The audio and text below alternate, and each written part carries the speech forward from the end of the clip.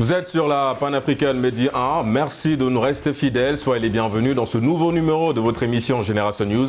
Cette émission qui donne la parole aux jeunes pour décortiquer ensemble des thématiques qui participent à l'éclosion intellectuelle de cette jeunesse qui représente évidemment l'avenir de notre magnifique continent, l'Afrique. Génération News scindée en deux parties. La première partie, avec mes invités, nous allons essayer d'apporter des éléments de réponse sur une thématique assez importante, notamment le fait de se justifier. Est-ce toujours important de se justifier? Faut-il, en d'autres termes, toujours se justifier? Eh bien, des éléments de réponse en première partie d'émission.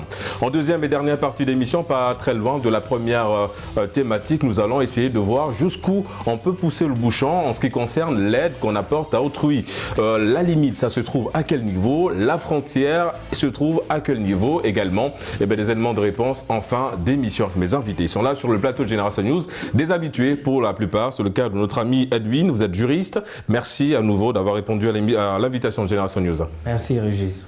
Plaisir partagé également pour un autre habitué, Genèse, journaliste, enfin étudiant en journalisme et communication. Merci d'avoir répondu à l'invitation de Génération News. C'est moi qui vous remercie. Et un autre habitué également du plateau Génération News, Valence. Vous êtes diplômé en comptabilité. Toujours un plaisir de vous recevoir sur le plateau de Génération News. Deuxième participation. Bienvenue mon cher. Plaisir partagé. Et on va terminer avec le nouveau, le petit nouveau sur le plateau de Génération News, notre ami Alban. Vous êtes étudiant en banque et assurance. Et en tout cas, merci d'avoir répondu à Génération News et merci d'être de nôtre aujourd'hui sur le plateau. Merci Régis. Les amis, nous allons tout de suite entrer dans le vif du sujet. Je le disais dans mon introduction, en ce qui concerne la première partie de l'émission, on va parler, on va essayer d'apporter des éléments de réponse sur la thématique en lien avec le fait de se justifier. Edwin, je démarre avec toi pour donner un peu le ton de cette première partie d'émission. On parle de se justifier, définition des mots-clés et ensuite, pourquoi sommes-nous obligés de se justifier si c'est le cas, bien sûr? La justification, c'est quoi? C'est juste apporter des éclaircissements à des propos qui ont été tenus ou à un acte qui a été posé, pour le dire simplement. Maintenant, est-ce qu'on doit toujours se justifier? On va dire oui et non, parce que ça dépend des situations. Il y a des situations dans un cadre professionnel, par exemple, si on a commis une faute, il faut bien qu'on justifie pourquoi est-ce qu'on en est arrivé là. Dans un cadre amical ou je dirais familial, ça dépend, hein. On n'est pas toujours amené à se justifier. Parce que lorsqu'on fait un choix, soi-même nous savons pourquoi nous faisons ce choix-là. Donc voilà. Valence, est-ce que quelque part, parce que tout à l'heure, notre ami, on va y revenir évidemment, Edwin parlait de 2 poids 2 mesures dans lesquelles on peut apporter la justification.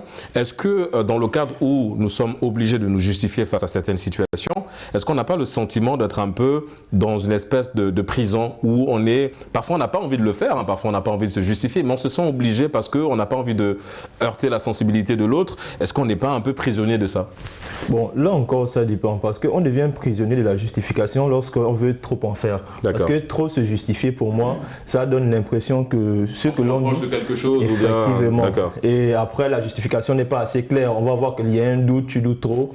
Et on va sentir que là, cette personne est en train de dire quelque chose de faux.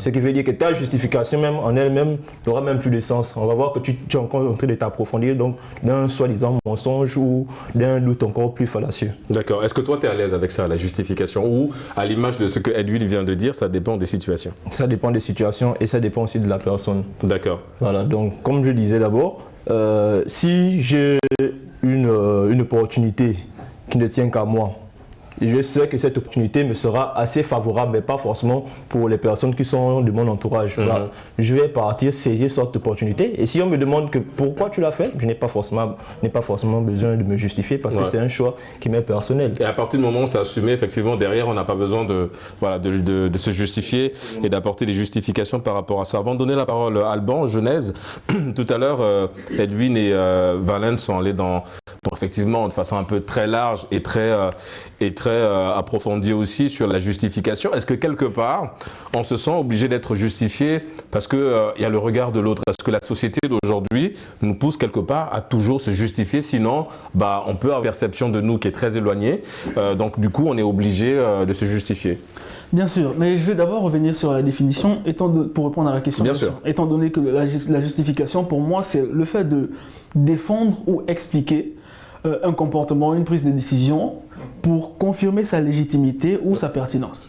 Maintenant, pourquoi dans la société il est important même ou encore impératif de se justifier? C'est parce que on n'a pas tous la même compréhension des choses. Donc ça apporte une certaine clarification au geste ou encore à la décision prise et ça favorise une certaine unanimité en ce qui concerne la manière de penser ou bien... c'est surtout que tu laves aussi ton image quelque part. S'il y a des propos qui ont été tenus à ton encontre, à ton endroit, voilà. Tu es en droit justement de te justifier dans ce sens-là. Voilà. Alban, est-ce que la justification, c'est justement aller à la question, je l'ai posée à Valens, je la repose aussi. Est-ce que tu es assez à l'aise avec la justification et par rapport à Edwin, dans quelle situation par exemple tu te sens assez à l'aise de te justifier et d'autres où tu estimes que ce n'est pas assez nécessaire? Moi, je dirais que je suis plus à l'aise dans la justification au cadre relationnel. D'accord. En relation, je suis toujours celui qui se justifie. Même si on ne reproche rien, le fait de me parler, de me poser une question, j'essaie de me justifier le plus fortement possible. Oui, mais est-ce que ça, c'est pas aussi une façon de peut-être que tu te reproches quelque chose? Non, en fait, tout dépend aussi du cadre de la personne, du cadre dans lequel tu as été élevé. Pour mon cas, je suis quelqu'un, on m'a toujours traité de, on va dire, guillemets, homme à femme. Okay. Donc, il y a toujours des préjugés qui sont derrière pour dire, lui là, il est... Ce n'est pas le cas. C'est pas le cas. Okay, donc, on a toujours dit, lui là, il est comme ça, lui, il fait ça, il fait ci. Donc, vous voyez, quand vous vous mettez avec quelqu'un de nouveau, la personne aura ses préjugés derrière. La personne va se dire, oui, lui, avant, on le traitait de ça, il est comme ça, il est comme ci, il est comme ça. Donc, moi, pour éviter ça en relation, j'essaie de me justifier au maximum.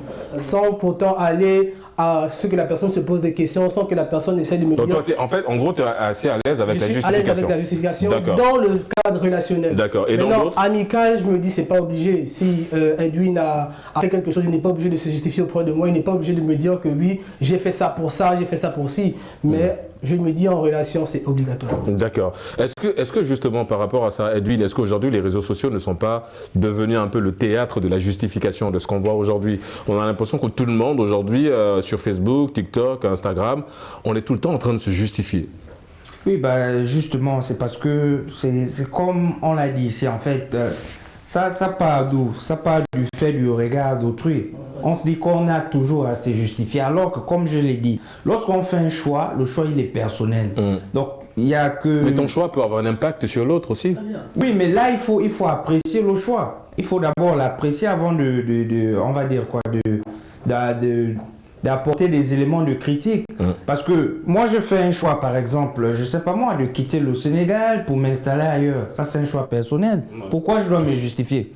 Mais si je fais un choix qui porte atteinte à une personne, là, ça peut se comprendre. Donc, en fait, il faut voir. Et puis, je pense que la justification aussi, le problème, c'est parce qu'il y a deux angles. Il y a l'angle de celui qui doit se justifier et il y a l'angle de ceux qui perçoivent un peu l'attitude de la personne. C'est-à-dire, pour moi, je peux me dire que je n'ai pas nécessairement besoin de me justifier parce que je ne vois pas où est le mal. Mais pour la personne ou les personnes en face, elles diront plutôt, mais non, tu dois te justifier. Pourquoi? Je ne sais pas. Oui, mais est-ce que justement, si tu vas dans ce sens-là où tu ne te justifies pas parce que tu estimes que c'est une décision personnelle, donc tu n'as pas à te justifier là-dessus, mais est-ce que ça ne crée pas des comportements, on va penser qu'il imbue de sa personne, égoïste et tout ça? Est-ce que les gens peuvent penser, ça, c'est pas quelque chose qui te touche personnellement? Non, moi, ça ne me touche pas. Parce que si on se met tous à orienter nos choix par rapport à ce que les gens pensent, je pense qu'on va renoncer à beaucoup de choses. Voilà, donc il faut peser le pour et le contre avant de prendre une décision. Et ne pas toujours se justifier. Parce qu'en réalité, lorsqu'on passe son temps à se justifier, c'est comme je l'ai dit, c'est comme si on cachait un peu. C'est Valens qui l'a même bien illustré. Est-ce que c'est un aveu de faiblesse quelque part? Oh, pas du tout, je pense. D'accord.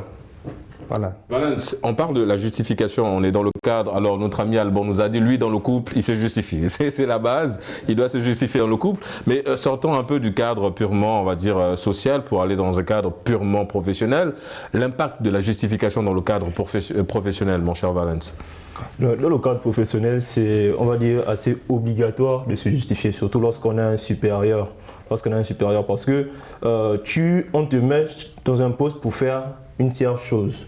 Tu es, par exemple, je vais prendre mon cas, je suis comptable ou fiscaliste, je dois faire des fiches de paie, je dois faire des journaux ou autres. S'il y a un problème ou bien si je n'ai pas eu à enregistrer une opération, je dois dire le pourquoi je ne l'ai pas fait. Parce que ça risque d'en partir sur les jours à venir. C'est clair. Voilà, et lorsque mes collègues vont faire le constat que bon, voilà, Valens, pourquoi tu n'as pas eu à faire telle chose?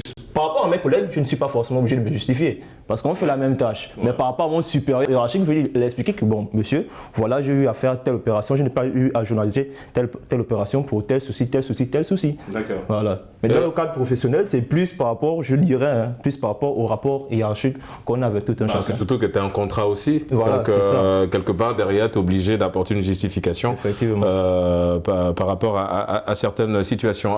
Alban, alors on revient à toi parce que toi, effectivement, tu as un cas assez particulier. Parce que toi, dans le couple, ça va, la justification. Mais je vais dire, on parle de cet élément-là. Est-ce que dans la famille aussi, tu es du genre parce que tu parlais d'éducation, et bon, je reviens, j'aime bien aller dans la cellule familiale parce que pour moi, c'est là-bas où on trouve des vrais exemples de vie, des vrais influenceurs. C'est dans nos familles. Comment ça se passe avec la justification dans la famille? Est-ce que c'est quelque chose que papa, maman a tout de suite établi et qui facilite le bon vivre dans le cercle familial? Je ne me dirais pas que c'est forcément papa ou maman qui a... C'est pas l'un des deux qui a instauré ce fait de justificatif. C'est plus l'entourage avec les grands frères. Quand tu es le plus petit ou bien l'un des derniers, s'il y a un problème, c'est toi qu'on va forcément accuser. On va chercher à te contacter toi.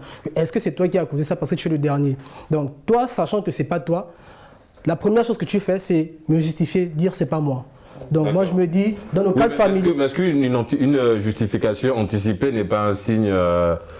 Non, parce que c'est pas un aveu. C'est pas forcément un aveu parce que toi tu sais ce que tu peux avoir comme répercussion à la fin. Ouais. Donc tu viens déjà dire c'est pas moi pour ne même pas qu'on donne le soupçon de doute. Elle est préventive en fait. Pour ne même pas qu'il y ait un soupçon de doute, toi tu viens dire déjà c'est pas moi, mais en clarifiant la chose. Tu dois juste clarifier la chose, c'est pas juste justifier, dire non, c'est pas moi, mais justifie, c'est pas toi, pourquoi tu es venu parler seul, tu dois justifier pourquoi c'est pas toi et pourquoi tu ne veux même pas qu'on t'accuse. Parce que derrière, on va dire c'est le plus petit, les pensées seront tournées forcément vers toi. C'est du vécu? C'est du vécu. Ok, d'accord. Ouais, donc tu as dû beaucoup te justifier dans la famille, Alban. Mais par contre, j'aimerais revenir sur le cadre professionnel aussi. Moi, je me dis, la justification dans le cadre professionnel, elle est pour tous. C'est pas forcément avec ses supérieurs ou autres. Même avec son collaborateur, tu dois te justifier. Toi, tu disais par exemple sur la fiche de paie, si tu fais une fiche de paie, ton collègue aussi doit savoir quand même doit avoir un œil sur ta fiche de paie à toi. Il doit savoir que là, tu avances à tel niveau pour qu'on puisse tous avancer ensemble. Dans le cadre professionnel, on travaille tous ensemble. C'est pas juste au chef qu'on doit rendre des comptes. Donc, oui, mais ça, c'est dans le cadre où il a besoin de l'aide d'un collaborateur. Même sans besoin d'aide, tu dois te justifier auprès de ton collaborateur parce que si lui, il doit t'aider devant, il va te dire, moi, je t'aide pas parce que tu as fait ton truc, tu l'as fait sans demander de l'aide à quelqu'un. Tu l'as fait en disant, en connaissance de cause. Maintenant, assume les répercussions. Oui, mais il n'y a pas l'aspect obligatoire derrière dans le faire. Enfin, je te laisse te défendre, mon cher Valens. Et encore, comme tu l'avais souligné, il y a un contrat. Qui parle de contrat, il y a aussi une sorte de confidentialité derrière ça. La fiche de paie, elle est plutôt personnelle parce que si, par exemple, moi j'ai fait la fiche de paie de Genèse, il y a certaines charges ou autres que je n'inclus pas à l'intérieur parce que je connais Genèse. Lorsqu'il a signé son contrat, on sait sur quelle base il a signé son contrat. Toi, tu viens. Si, par exemple, nous ne sommes pas amis ni d'Adam ni d'Ève, tu viens me demander certaines informations que pourquoi tu as fait ça, pourquoi tu n'as pas fait ça. Je ne suis pas dans l'obligation de te répondre. Je peux le faire, mais ce n'est pas une obligation. Alors qu'avec mon supérieur, je suis obligé. Donc là, ça dépend, comme je le disais, ça dépend de la personne. Et dans le cadre professionnel, ça dépend encore même là de ton poste. C'est plus dans ce sens-là. Est-ce que tu ne vas pas aller te justifier tu vois, effectivement. Bon, parce que je pense que c'est beaucoup plus au niveau de la confidentialité du projet que tu ne peux pas non plus l'étaler à tout le monde. Mais on comprend évidemment où tu veux aller, mon cher Alban. Mais peut-être qu'il y en a qui pensent comme toi, qui sont dans la logique de dire ok, on partage un travail, on est dans la même entreprise. Donc oui, évidemment que si toi tu te retrouves à mettre l'entreprise en danger, moi aussi j'y passe, quoi. Donc ce serait peut-être bien que tu te justifier aussi par rapport à ça envers nous. Justement, Genèse, on parle de la confidentialité dans le domaine professionnel, mais on parle également de la justification, on va y rester. En ce qui concerne la justification, parce que tout à l'heure, Alban a un peu écorché, évidemment, a souligné un point assez intéressant. Est-ce qu'il faut toujours attendre qu'il y ait un élément déclencheur dans la justification, ou bien, à l'image de Alban, il faut aller vers une justification préventive? Bon, au lieu d'attendre, il faut s'attendre à se justifier. En ce sens que si le geste ou la décision que j'ai eu à prendre n'impacte pas sur l'autre, ça ne sert à rien que je me justifie. Mais au cas où ma décision porte peut-être une certaine entrave, il faut bien que je m'apprête à me justifier parce que, comme je l'ai dit, on n'a pas tous le même degré de compréhension, le même degré de sensibilité. Donc, il est important quand même d'être prêt à se justifier. Il y a la sensation d'épuisement dans le processus, en fait. On a l'impression que le fait de se justifier, ça épuise. Effectivement, ça devient épuisant à un certain moment, dans la mesure où on se dit que la personne elle-même ne fait pas l'effort de comprendre pourquoi j'ai agi de cette façon. Ouais. Donc, à un certain moment, je ne veux pas quand même rentrer dans la tête de cette personne parce qu'en principe, il y a des gens qui veulent qu'on se justifie pour qu'on les mette en fait d'accord avec ce qu'on a eu à faire. Entre-temps, on se justifie pour que vous compreniez ce qu'on a fait, pas pour que vous soyez d'accord avec nous. En principe, c'est ça. Voilà pourquoi ça, à un certain moment, ça peut être épuisant. Alwin, est-ce que tu partages l'avis de notre ami Genèse? Bon, oui, plus ou moins. Hein, plus ou moins. Comme il a si bien dit, en fait, c'est comme je l'ai dit, c'est toujours le regard d'autrui, je ne cesserai de le dire. Bizarrement, à chaque fois, je ne sais pas si c'est le pur hasard, mais c'est le monde, j'ai envie de dire. Toutes les thématiques, voilà, ouais, c'est le monde. Autour du regard d'autrui. Moi, je pense comme lui. En fait, j'ai même souvent du mal en classe. Il y a des trucs, il y a des explications. Lorsque l'enseignant donne des explications sur un cours, moi, je me dis, ça c'est oui, d'accord, il a raison et tout. En fait, pour moi, j'ai compris, c'est facile. Mais je ne comprends souvent pas certaines questions qui viennent après. Monsieur, mais pourquoi? Ou madame, pourquoi? Je me dis, c'est des évidences, en fait. Comment est-ce qu'on est à ce niveau-là et que je le disais, on n'a pas le même degré de compréhension. Donc, c'est un peu ça. Donc, c'est ce qui nous emmène à toujours nous justifier. Mais je rappelle qu'attention, le problème, c'est que lorsqu'on se justifie, pour certains, ça éclaircit les choses, mais pour d'autres, ça amplifie. Ou du moins, ils n'attendent que notre justification pour en tirer des conclusions. En fait, ils nous demandent de nous justifier pour des fins inavouées. C'est cela, en fait. Il y a un côté piège dans la justification. Voilà, justement. Donc, il faut faire très attention en se justifiant. Oui, mais ça, évidemment, d'où l'aspect un peu prison que j'ai souligné au départ, parce qu'on a l'impression que plus on se justifie, on a l'impression d'être dans une forme de prison. Est-ce que toi, tu es du genre à attendre la justification, Valence, ou bien tu te dis, bon, vas-y, parce qu'il y en a qui font dans l'accumulation, c'est-à-dire qu'on va accumuler des actes et puis on va attendre un bon moment pour se justifier, mais parfois, on ne sait plus pourquoi on se justifie, en fait, tellement on a accumulé des événements. Est-ce que toi, tu es du genre à attendre la justification ou à demander des justificatifs? Ça dépend déjà de quel côté je suis. Si quelqu'un a des comptes à me rendre ou bien si c'est moi qui dois rendre des comptes à quelqu'un. Et dans le cas où, si quelqu'un a des comptes à me rendre, je vais d'abord laisser le temps à la personne de faire. Par exemple, si on part dans le cas d'un prêt. Voilà, donc j'ai par exemple eu à prêter de l'argent à quelqu'un. La personne me dit, le prêt s'est fait aujourd'hui, on va prendre par exemple le 17. La personne doit me rendre les sous le 20. Moi, je ne suis pas du genre à directement venir écrire à la personne.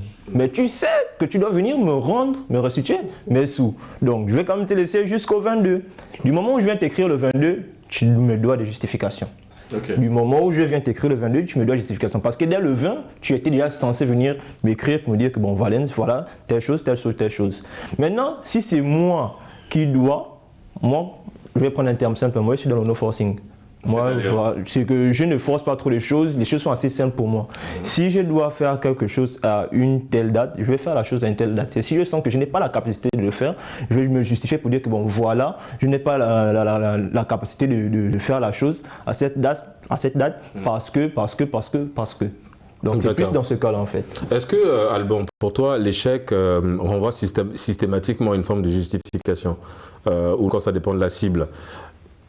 L'échec, ça peut être au niveau de l'école, si tu n'as pas tes diplômes. Est-ce que là, tout de suite, tu dois te justifier auprès de papa et maman? Si tu n'as pas tes diplômes, je pense que tu dois te justifier auprès des parents parce que les parents t'envoient à l'école, c'est dans un but précis d'avoir tes diplômes, de réussir, voilà, d'avoir une fin. Mais dans le cadre où tu n'arrives pas à atteindre cette fin-là, je me dis que tu dois quand même te justifier. Pourquoi en fait c'est même pas se justifier, mais c'est dire qu'est-ce qui n'a pas marché, pourquoi tu n'as pas atteint tes objectifs. Est-ce qu'il y a une forme de sincérité dans la justification parfois? Parce qu'on a l'impression qu'on se justifie juste pour calmer l'autre. C'est juste ça, c'est pas forcément sincère. Oui. Ça, je vous l'accorde, c'est pas forcément sincère. Ouais. On se justifie plus pour calmer l'autre. Mais c'est pas vraiment tant le fait de se défendre, mais c'est juste pour ne pas activer les tensions. Mais est-ce que toi, donc du coup, toi, si tu dois devoir te justifier, alors je te le souhaite pas, hein, tu es un étudiant brillant, mais malheureusement, si tu dois te justifier sur quelque chose qui n'a pas marché, ou parfois on est dans une technique qu'on utilise tous, qu'on a tous utilisé quand on était sur les bancs, même pour nos amis diplômés qui sont à ma gauche, c'est l'une des techniques qu'on utilise partout. La technique de manipulation, c'est l'urgence. En général, on appelle les parents pour dire « Oui, papa, si je n'ai pas 25 000 francs la semaine prochaine, je ne passe pas l'examen. » Et là, nos parents se débrouillent comme ils peuvent. Et puis, on découvre plus tard que ça a été des mensonges. Est-ce que toi, réellement, tu vas te justifier en disant la vraie vérité ou bien tu vas la maquiller pour ne pas attiser les tensions? Là, il n'y a même pas de justification à faire. D'accord. Il n'y a pas de justification. Si tu es arrivé à ce niveau, tu dis juste la vérité. Là, dans ce cas, tu vas te justifier en disant quoi? Tu ne peux pas te justifier. Oui, mais c'est parce qu'on découvre ton mensonge. Il faut bien que tu te justifies. Mais non, ça, c'est pas un justificatif. C'est pas un justificatif. Il y a des cas où on ne doit pas se justifier. Ça, c'est pas un justificatif. On t'a déjà attrapé. Il n'y a pas de justification. Tu ne peux pas te justifier derrière. Tu assumes juste. Non, vous avez évoqué la justification préventive. Donc, moi, je suis dans cette logique-là. Là, c'est juste affirmer la chose que. Là, se reconnaître. C'est juste reconnaître, voilà. C'est reconnaître la chose. Mais c'est pas se justifier parce que là, il n'y a rien à justifier. Tu es parti, on t'a mis à l'école, tu n'as pas réussi. Parce que tu ne voulais pas, parce que tu ne pouvais pas, mais tu ne vas pas te justifier derrière. Ouais. Bon, si tu rapportes pour le diplôme, oui, Genèse? Non, je suis d'accord. J'allais juste. Ici, moi, je ne parle même pas de justification, je parle plutôt de. C'est vrai qu'aussi, on fait souvent les choses, mais ça, c'est en fait rendre des comptes. Ouais. Tu ne vas pas te justifier, tu vas rendre des comptes en disant tout simplement que bon, si je n'ai pas pu atteindre l'objectif, c'est parce que j'ai eu. J'ai manifesté un certain laxisme devant peut-être les examens et tout ce qui va avec. Exactement, les amis. On marque une courte pause, mon cher Valence, parce que le temps qui nous est accordé arrive à sa fin. On marque une courte pause et on se retrouve dans une poignée de minutes pour la deuxième partie. À tout de suite.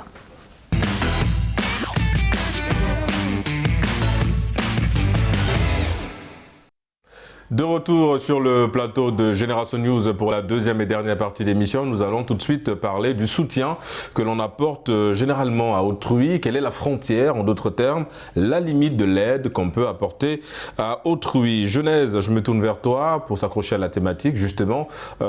Pourquoi aujourd'hui on se sent obligé de placer une limite? Si une limite, évidemment, elle existe, cette limite-là. Pourquoi on se sent obligé d'en placer une?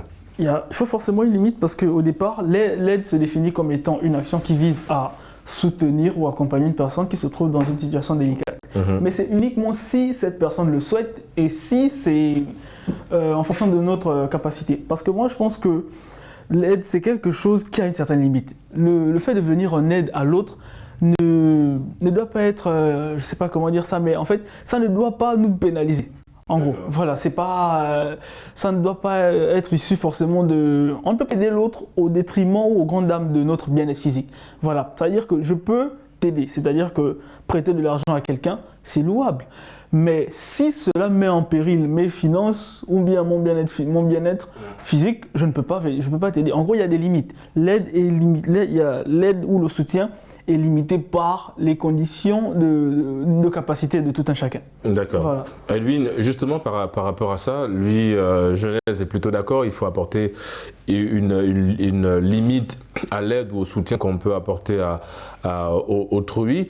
Est-ce que quelque part dans cette aide qui peut être parfois répétitive, il n'y a pas un aspect de manipulation où au point, comme il a dit, on s'oublie et on a souvent cette impression qu'il y a une forme de manipulation derrière. Mais bien sûr, d'abord il faut rappeler que dans nos sociétés africaines, l'aide est même la base de nos interactions. Parce qu'on a grandi dans des villages où ce qu'on avait ne venait pas nécessairement de nos parents. Ça venait du voisin ou de quelqu'un d'éloigné. Donc on a grandi avec, c'est ce qui a même consolidé ces formes d'organisation-là. Maintenant, le problème, c'est que de nos jours, oui, on aide. Mais comme il l'a dit, il y a des limites. La limite, c'est pas seulement du point de vue financier. La limite aussi, c'est se dire que, attention, lorsque j'aide la personne, il est bien vrai que j'ai les moyens ou j'ai la capacité d'aider, mais est-ce que lorsque moi-même je suis en difficulté, cette personne me vient en aide? Le principe de réciprocité. Voilà, il faut qu'il y ait une certaine réciprocité parce qu'on ne va pas se mettre à aider des gens qui, dès qu'on a le moindre souci, se retirent. Ah non, moi je ne peux pas t'aider, mais attention. Est-ce que c'est là où se trouve l'une des limites de... Oui, en quelque sorte, la limite, c'est celle... La non-réciprocité. La non-réciprocité, parce qu'on va pas aider quelqu'un qui ne nous aide pas. Même si on a les moyens d'aider cette personne à tout moment, moi, je fais souvent quelque chose de simple, c'est des simulations. Je peux avoir de l'argent, mais je prends mon téléphone et j'écris un petit expressément. Tiens, est-ce que tu peux me trouver 1000 francs, par exemple? Je vois ce que j'ai l'habitude d'apporter au petit et quelle est sa réponse? Oh non, là, oui, je peux t'envoyer 1000 francs. Je dis, ah bon, d'accord. Même si je n'ai pas besoin des 1000 francs, mais moi, je sais que si j'ai besoin de lui un jour, il pourra peut-être m'aider. Ouais. Mais un petit qui passe le temps à me demander de l'argent à chaque fois et mais qui ne m'a jamais rien envoyé, mais c'est clair que celui-là, on va couper les ponts rapidement. Bon, tu viens de vendre le secret déjà. Pour ceux qui te regardent, ils savent dorénavant s'il y a un message d'Edwin qui demande 1000 francs, c'est que c'est un test. Donc faut pas échouer au test d'Edwin Valens. C'est vrai qu'on parle de l'aide, on en rigole, mais malheureusement c'est quelque chose aujourd'hui qui nous enferme et qui impacte lourdement la société aujourd'hui dans laquelle nous sommes. Quand on parle de l'aide, on a grandi aussi dans la cellule familiale où nos parents nous ont inculqué ces valeurs-là, d'entraide et toujours être là, de soutien aussi, que ce soit moral ou financier. Mais on a l'impression qu'aujourd'hui, comme il a souligné, et même d'ailleurs les exemples de Genèse et d'Edwin convergent dans le simple fait que malheureusement aujourd'hui on a réduit l'aide au plan sur l'aspect financier simplement. C'est plus vaste que ça, mon cher Valens. Oui, bien sûr. Déjà, l'aide en soi, pour moi, on aide une personne pour qu'elle puisse s'en sortir déjà. D'accord. Et lorsque je cherche à t'aider ou bien lorsque je te viens en aide, c'est pour que tu puisses apprendre à le faire. Si on parle par exemple sur le cadre financier, après je vais m'en sortir. Sur l'aspect financier, tu me demandes 1000 francs aujourd'hui, 1000 francs demain. Moi, si on prend l'expression gabonaise, moi je suis un falaman. D'accord. Je sais chercher. Quelqu'un qui se débrouille. Voilà, je sais chercher l'argent. Donc, aujourd'hui, je vais t'aider avec les 1000 francs, demain aussi. Mais après, il ne faut pas que ça soit répétitif. Okay. Donc, je vais t'aider pour que demain, après aussi, tu puisses trouver ton argent toi-même. Je vais t'amener sur cette voie pour te dire que bon, voilà, aujourd'hui, tu vois, tu m'as demandé, mais voilà ce que tu peux faire pour que tu puisses avoir maintenant cette propre indépendance. Pour que la philosophie chinoise, quoi. Au lieu de te donner le poisson, je t'apprends à pêcher. C'est ça la fin. C'est complètement ça. Okay, est-ce que toi tu le verbalises? Est-ce que tu verbalises la limite en disant, parce que Edwin a dit lui coupe les ponts, mais est-ce que toi tu verbalises en disant, écoute là c'en est trop, on stop, je ne pourrai plus, bien dorénavant ne me consulte plus si tu as besoin de quoi que ce soit en fait? Malheureusement non. D'accord. C'est un trait négatif que j'ai surtout pour moi parce que pourquoi tu n'y arrives pas? En fait, j'ai du mal à dire non directement à quelqu'un. C'est que je vais trouver une issue pour dire que voilà, comment dire, quand j'aurai une entrée, je vais te revenir. C'est plus dans ce sens-là. C'est que même si parce que moi je sais que bon voilà, demain je dois faire quelque chose, après demain je dois faire X chose. J'ai ma petite amie, j'ai mes parents, j'ai mes amis et je pense que nous tous peut-être ici on le fait lorsqu'on a un budget, on met peut-être 5000 pour les imprévus. Naturellement. Voilà, les imprévus ça peut être pour toi ou pour autrui. Mais autrui n'est pas forcément autrui parce que tu sais à qui tu penses aussi. Il y a des personnes qui sont dans des situations, tu sais que bon voilà, lui, son parent ou sa petite amie ou autre n'ont pas l'habitude de venir en aide. Moi je peux le faire, que ça soit financièrement, moralement ou physiquement. Ouais, parce que l'aide aussi, c'est la présence physique aussi. Hein. Si quelqu'un a perdu un proche, le fait d'être là physiquement aussi, c'est un soutien, le soutien moral ou physique. En tout cas, ça va dans les deux sens. Alban, c'est vrai qu'on parle de l'aide. Est-ce que toi également, la question je te la pose, tu es quelqu'un d'assez philanthrope? Est-ce que c'est le partage, tu aimes bien le faire et jusqu'où tu places ta limite? Le partage, c'est vraiment mon défaut. J'arrive vraiment pas à dire non. J'ai du mal à dire non. Apparemment tout le monde. Hein. Ouais. Moi j'ai vraiment du mal. On a longtemps pensé que dire non c'était mal poli. Mais quelque part moi j'ai vraiment du mal à dire non, mais il y a des personnes pour moi il n'y aura pas de limite. Il y a vraiment des personnes, ça revient sur le cadre de la réciprocité. Quelqu'un qui m'aide quand j'ai besoin, je ne vois pas pourquoi moi je vais mettre une limite sur cette personne-là. D'accord. Et pour d'autres, oui, parce qu'il y a des gens qui prennent ton aide pour de la naïveté. Le fait que tu viennes à chaque fois te demander, tu donnes aussi, tu n'arrives pas à dire non. Il sait clairement que bon, Alban ne va jamais me dire non, je ne vais pas avoir Alban. Pourtant, la personne n'a même pas besoin. Il y a des personnes qui ont vraiment besoin d'aide et qui veulent vraiment s'en sortir. Mais quand tu vas aider ces personnes-là, derrière aussi, il y a le principe de réciprocité. Si la personne se reconnaît que lui m'avait aidé un jour, aujourd'hui il est dans le besoin, moi je peux l'aider. Moi je ne vois pas pourquoi, demain encore, s'il a besoin d'aide, je ne vais pas le faire. Même si c'est 1000 fois, je ne vois pas pourquoi je ne vais pas le faire si la personne aussi m'aide quand je peux. Mais il y a des personnes, lui c'est juste... Bon, moi j'ai juste besoin. En fait, c'est comme s'il n'a même pas besoin d'aide. Il voit ça comme l'escroquerie. Je vais à chaque fois chez telle personne parce que. Automatique. Voilà, parce que la personne ne dit jamais non. Ouais. Mais non, pour revenir aussi sur le cadre, on va dire émotionnel, moi je me dis sur ce cadre, il n'y a pas de limite. Parce que quelqu'un qui a besoin d'aide émotionnelle, je ne vois pas pourquoi tu vas te limiter à l'aider si tu peux. Parce que Donc à ce niveau-là, la réciprocité ne s'applique pas. À ce niveau, la réciprocité ne s'applique pas parce que quelqu'un peut faire une dépression, toi tu ne sais pas, même si vous avez des problèmes, mets d'abord les problèmes de côté, essaye d'abord de comprendre pourquoi la personne a ce problème-là et après avancer en fait. Si demain encore la personne retombe sur la dépression, cherchez à comprendre le problème mais aide toujours cette personne. Sur le plan social, il faut toujours aider. Si c'est maintenant financier... Il y a quand même des limites à placer, Alban. Bon, pour moi, je pense... Parce que même là, si tu... enfin, il y a le temps, toi tu as du temps, il faut la disponibilité, tu ne vas pas laisser ce que tu fais. Sur le plan social, je ne pense pas qu'il y a du temps. La personne peut avoir besoin aujourd'hui, peut être mal aujourd'hui, mais ton conseil qui va venir dans 10 jours, dans un mois, ça peut toujours servir, ça aura toujours un impact. Ouais. Donc moi je me dis, s'il faut aider quelqu'un qui a des problèmes de dépression ou quoi, qui a des problèmes mentaux, moi je me dis il n'y a pas de limite pour ça. D'accord. Edwin, est-ce qu'aujourd'hui l'aide est devenue quelque part un fonds de commerce? Je m'explique. Ce qu'on voit aujourd'hui sur les réseaux sociaux, l'aide qu'on veut apporter à autrui, c'est toujours filmé. Et derrière, ça génère des vues. Et généralement, cet argent est utilisé pour d'autres fins. Est-ce qu'il y a un fonds de commerce derrière l'aide qu'on peut apporter à autrui? Avant de répondre à cette question, j'aimerais d'abord revenir sur ce qui a été dit. D'accord.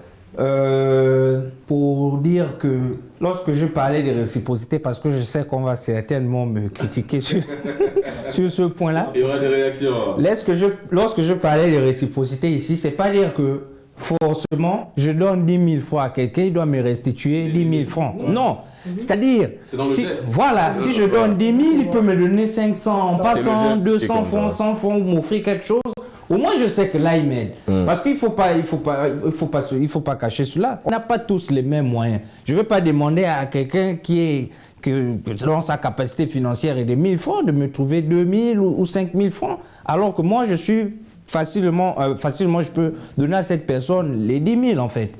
Voilà, donc il y a ça. Maintenant, pour revenir sur la question, c'est devenu un fonds de commerce. Pourquoi? Parce que pourquoi on filme? Si on filme, c'est parce qu'on veut attirer certains regards. Parce que lorsqu'on pose un acte, lorsqu'on donne un don, lorsqu'on va remettre certaines denrées à des nécessiteux, pourquoi on filme en réalité? Moi, je n'ai jamais compris pourquoi on filme. On filme justement, c'est parce qu'on veut s'attirer des mécènes. Et malheureusement, c'est beaucoup le cas aujourd'hui pour des pseudo-influenceurs. Ils vont faire un don dans un orphelinat. Ils savent que derrière, il y aura des mécènes qui vont contribuer à hauteur d'on ne sait combien. Exactement. Et donc, ils vont faire quoi? Ils vont venir filmer un don de 500 000 francs par exemple, alors que derrière, ils ont reçu 1 million ou 2 millions. Donc, ça devient un fonds de commerce, quoi. Et c'est dommage. Est-ce que oui, voilà, si tu veux rebondir. Oui, mais le truc, c'est que les choses se font plus par rapport à au temps, donc à la contemporanéité des choses modernes. Lorsque, par exemple, tout de suite là, je crée une agence, une association, comme on le sait, les associations ne vivent que les dons et legs.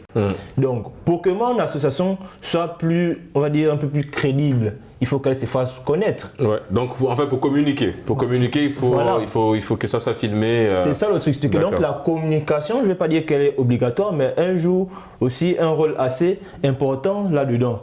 Ce qui fait que même pour, je vais prendre un cas simple, la maman des handicapés, Elle, c'est une jeune. Ouais, gabonaise. Voilà, c'est une jeune gabonaise qui se débrouille. Elle fait comme elle peut, mais imaginez-vous que elle n'avait pas de chaîne, elle n'avait pas un média. Comment elle aurait pu, par exemple, se déplacer? Elle a des aides derrière, c'est parce que aussi c'est filmé. Voilà, donc toute chose n'est pas forcément, la communication n'est pas forcément mauvaise, mais par contre, il faudrait savoir comment communiquer et quoi communiquer. Et à quelle fin aussi. Voilà, c'est surtout ça. C'est surtout ça. Mais du coup, vous, qu'est-ce qui peut vous déranger dans la façon de communiquer de ces pseudo-influenceurs ou influenceuses, comme l'a souligné Edwin? Seulement l'objectif, comme il a dit. Ouais. Les gens le font parce qu'ils savent que derrière, il y a un gain. En fait, c'est pour des fins personnelles. Voilà pourquoi là, on peut s'opposer à cette manière de communiquer. Mais si c'est uniquement parce que il faut informer que cet orphelinat a reçu un approvisionnement en vêtements ou bien financièrement, pourquoi pas? La communication est la bienvenue. Voilà, les victimes. Les victimes, vous pouvez juste arriver à un orphelinat, dire on a fait un don dans tel orphelinat, mais pas obligé de filmer les victimes en fait. C'est là ça ne ressemble plus à de l'aide. Voilà, c'est Voilà pourquoi je dis il y a la manière. Très bien. Vous venez, vous avez des denrées, vous filmez des enfants et... Qui n'ont rien demandé au passage. Hein, Oui, non, moi c'est même pas les filmer le problème, c'est que des fois on les filme dans certaines conditions où ils ont par exemple un habit déchiré, vraiment pour susciter la compassion autour, derrière. Mais on se rend compte qu'à la fin, lorsque des gens mettent, donc les mécènes mettent de l'argent derrière, mais en réalité ça devient, voilà, une manière de se sucrer sur le dos de ces nécessiteux-là. Et c'est juste dommage, quoi. Est-ce que du coup, aujourd'hui, c'est vrai que Alban l'a souligné, ça va être difficile aujourd'hui de se défaire de l'aide parce que même toi, tu as toujours besoin de quelqu'un et quelqu'un a toujours besoin de toi. Mais j'ai l'impression que sur ce plateau, on a du mal à dire non, tout le monde. Et je pense que c'est même pas nous sur ce plateau, c'est de façon générale. Merci de me tendre la perche, Régis. Parce que justement, tout à l'heure, quand je répondais à ta question, je voulais aborder cet aspect du non-là. Il faut savoir dire non. Et je regarde les autres, il faut savoir dire non. Parce que ne pas dire non aussi, c'est ouvrir la porte à l'escroquerie et à la manipulation émotionnelle. Et c'est dangereux. Parce que lorsqu'on ne dit pas non, comme Alban l'a dit, mais justement, après, tu vas me faire un transfert, puisque tu ne sais pas dire non. Alban ne sait pas dire non. Donc, c'était juste pour le taquiner. Quand on ne sait pas dire non, on ouvre la porte à l'escroquerie. Pourquoi? Parce que les gens vont jouer avec ça. Cette sensibilité de... Et voilà, c'est comme tu l'as dit, c'est toujours sur le plan social. Oh, je suis malade. Ça aussi, il faut souvent vérifier, par exemple, avant d'aider. Je suis malade, il sait que dès que lorsqu'on parle de maladie, Alban est tellement sensible que les yeux fermés, il va envoyer un montant. Non, il faut faire attention, il faut savoir dire non. Et justement, par rapport à ça, Alban, est-ce que, c'est pas pour répondre à Genèse, bien sûr, c'est ton avis dont j'ai besoin là, est-ce que par rapport à ça, parce que ce qu'il vient de dire, c'est hyper important, parce que nous, on a toujours pensé que dire non, c'était mal poli. On a grandi avec ça, en se disant que dire non, c'est mal poli, mais plus tu grandis, plus tu te rends compte qu'effectivement, le fait de dire non, ça t'évite beaucoup de problèmes. Et si tu es tout le temps en train de dire oui, le jour, en fait, ton oui n'aura pas de... enfin, comme on dit, on reconnaît la valeur d'un homme et d'une femme à sa capacité à dire non. Parce que si tu dis oui tout le temps, on va se dire, bon, ok, ça va, c'est un béni oui. Mais le jour où tu diras non, on va s'arrêter et se dire, mais pourquoi aujourd'hui il dit non? Donc du coup, le non, ça a forcément un impact. Et là où je veux en venir, c'est est-ce que le fait que toi, je te rassure, on est dans le même club parce que j'ai du mal à dire non aussi parfois, est-ce que ça ne nous enferme pas dans ce qu'on appelle, qu'il a dit, la manipulation émotionnelle? Parce que du coup, on se retrouve avec une dette émotionnelle. Et la dette émotionnelle, vous êtes d'accord sur ce plateau, elle torture beaucoup plus qu'une dette financière. Est-ce que toi, par exemple, ça t'arrive de te retrouver dans ce cas de figure-là où tu as une dette morale, une dette émotionnelle? Je peux dire tout le temps même, parce que souvent... Attends, j'ai beaucoup de dette morale, toi? Oui, j'en ai beaucoup, parce que je me dis... tu ne peux pas aider. En fait, tu vas te dire pourquoi ne pas aider alors que tu peux le faire. Donc, tu vas toujours chercher à dire je vais aider, je vais aider, je vais aider, sans même regarder les répercussions qui sont derrière. Oui, parce que c'était là la question, l'impact. Parce que toi, généralement, si Edwin te dit écoute, Alban, j'ai besoin de 10 000 francs, toi, tu n'as pas 10 000 francs, mais tu connais quelqu'un qui peut t'en trouver. Du coup, toi, tu te retrouves à devoir t'endetter pour aider. C'est même plus simple. Actuellement, je suis dans un problème un peu similaire. D'accord. Il y a quelqu'un qui avait besoin d'un prêt. C'est moi qui suis allé me porter garant pour la personne pour faire son prêt. Ouais. Donc vous voyez un peu que je suis... En fait, j'ai cette difficulté de dire non. C'est pas forcément de ma faute, c'est peut-être par rapport à l'éducation. Moi, je suis né avec une mère, elle est comme ça. Non, le Elle, c'est partage. toujours le partage. Ouais. Au détriment même de nous, ses propres enfants, elle aide d'abord les autres parce que c'est dit, vous avez déjà tout. Moi, je vais d'abord aider ceux qui n'ont pas. Donc, je me dis, c'est avec ce cœur-là que j'ai grandi. Elle s'appelle comment ta maman? Elle s'appelle Solange. Gros cœur à toi pour Gros toi. bisous à maman Solange et merci pour ce grand cœur. Allez, vas-y. Non et l'aide. En gros, avant de dire non, c'est vrai qu'il est important de dire non, mais avant de dire non, il faut aussi voir de quelle aide il s'agit. Moi, j'ai un de mes aînés qui répond au nom de Junior Dominique, qui me dit souvent, soit la raison pour laquelle on croit en la bonté de l'humanité. C'est pour dire que lorsque la personne vient te voir, c'est parce qu'elle estime que toi, tu es en mesure de l'aider. Donc, et c'est un peu, est-ce que tu ne vois pas en fait l'apport salvifique que tu auras derrière cette aide-là? Donc, avant de dire non, c'est pas toujours financier, mais même si ça regagne l'aspect financier, il faut quand même essayer d'analyser le fond de la question de la requête avant de dire non ou de dire oui. Oui, mais là, par exemple, lui, il s'est retrouvé dans une situation beaucoup plus compliquée qu'il aurait pu éviter s'il avait dit non. Donc, est-ce qu'il faut toujours prendre le temps d'étudier la situation avant de dire non? S'il avait dit non, j'ai pas de sous, c'était normal. Mais là, il s'est dit, ok, vas-y, je vais le faire. Et là, il se retrouve dans une situation, mais t'inquiète, tu vas t'en sortir parce qu'il suffit de demander de l'aide à lui. Il suffit de demander de l'aide à lui et tout ira bien. Valens, justement par rapport à ça, oui, tu as envie de rebondir sur un point? Oui, par rapport à ça, au fait, si on prend le cas du oui et du non dans l'aide, le non, en fait, ça nous avantage, c'est nous que ça avantage.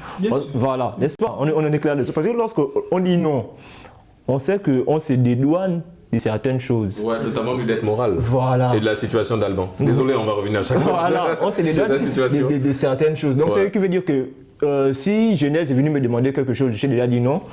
Edwin aussi vient me demander quelque chose, j'ai déjà dit non.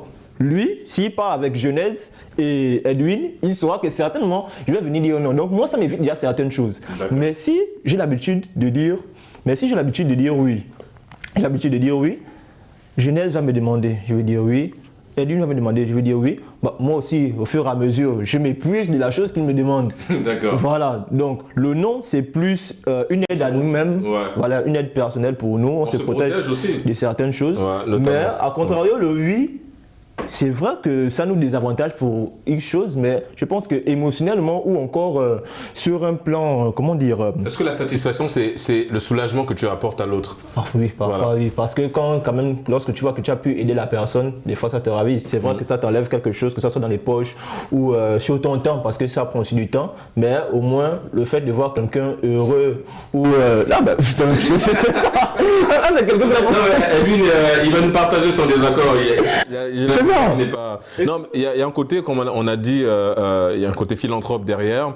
Et l'aide aussi, comme je disais dans mon introduction, c'est une façon de se soigner aussi, mais de l'intérieur. Parce que comme tu l'as dit, il y a un soulagement et c'est peut-être là le salaire de celui qui aide. C'est la satisfaction d'avoir permis, d'avoir aidé une personne, en l'occurrence Edwin. Tu veux nous partager ton désaccord ou on t'a senti un peu... Vas-y. Déjà, moi, je tiens à appeler à tous ceux qui nous suivent. J'aide beaucoup, mais attention, il y a des limites. Quand je dis il faut savoir dire non ici, c'est pas parce que je suis méchant ou que je suis contre l'aide. C'est parce que je pense à la personne qui aide. Il ne faut pas aider pour se retrouver dans des situations désagréables après. Alban aujourd'hui, qui a voulu aider, on ne sait, un frère ou une soeur, on ne sait pas à hauteur de combien. S'il aurait dit non, il ne serait pas dans cette situation-là. Il y a par exemple un système bien connu là qu'on appelle les prêts avec intérêt et tout, qui est beaucoup utilisé en Afrique. Mais quelqu'un t'appelle pour une situation que tu n'as pas vérifiée, par exemple, parce que tu ne sais pas dire non. Tu vas contracter un prêt avec intérêt. Lui, cet argent-là, finalement, c'est même pas pour faire quelque chose d'utile. C'est peut-être pour aller s'amuser, je ne sais pas moi où. Toi, tu restes à payer cette dette-là. Il ne faut pas oublier que... L'intérêt. Voilà, l'intérêt, le système d'intérêt fait en sorte que plus l'échéance avance, si tu ne rembourses pas, il y a une autre taxation. Eux, ils sont comptables, donc ils savent de quoi il s'agit. Et effectivement, c'est une Et situation... finalement, à la fin, tu te retrouves avec une grosse dette comme ça, là. Et tu dois devoir malheureusement Voilà. la Donc gérer. il faut faire attention. Effectivement, faire attention et surtout éviter des promesses, parce que la promesse aussi dans ça crée de l'espoir et ça nous enferme dans ce que j'appelle effectivement une dette morale. Les amis, il y a plein de choses à dire, mais malheureusement, nous sommes arrivés au terme de cette émission. Edwin, merci d'avoir participé à Génération News. Tu reviens quand tu veux, évidemment, un habitué de plateau. Valence, deuxième participation, une troisième en cours, évidemment, tu reviens quand tu veux. Merci Alban, première expérience. Ça s'est bien passé, je te rassure. Hein. En tout cas, merci d'avoir participé à Génération News et puis Genèse, évidemment, un habitué, tu reviens quand tu veux. Vous l'aurez compris, c'est la fin de cette émission. Merci d'avoir suivi. Excellente suite des programmes sur nos antennes.